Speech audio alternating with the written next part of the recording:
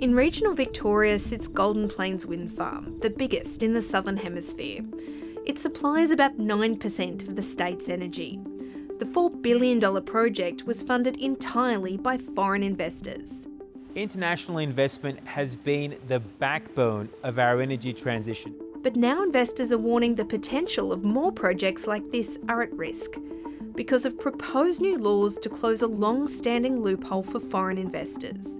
Previously, the 30% capital gains tax only applied to land sales. Now it's being extended to assets on that land. So this could be a piece of property. It could be a building on that property that appreciates in value because of investment. It could be a truck or a piece of mining equipment. Or in the case of the renewable energy industry, this could be solar panels. With large-scale commercial clean energy now making up nearly 30% of the grid, the renewable industry claims the tax could push up power bills by up to $100 a year. We are increasing the cost of capital. Those costs will be passed down to households. In a cost of living crisis, this is entirely the wrong move. Experts say the loophole needed closing, and there are alternatives to help drive clean energy projects. Companies were exploiting these gaps in state and federal laws.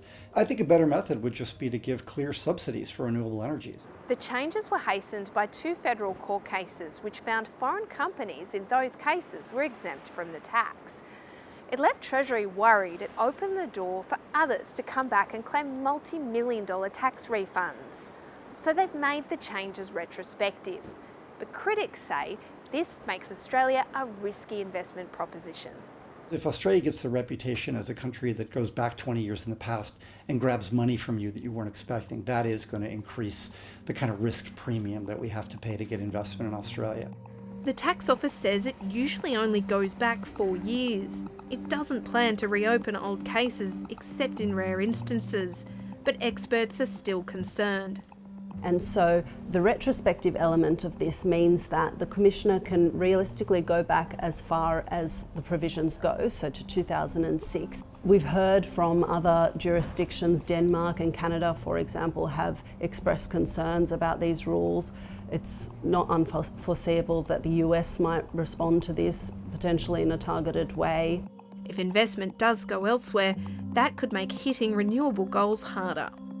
This proposal will make it almost impossible for Australia to meet its renewable energy target of 82% by the end of this decade. The Clean Energy Council is very concerned that these moves will have a chilling effect on investment.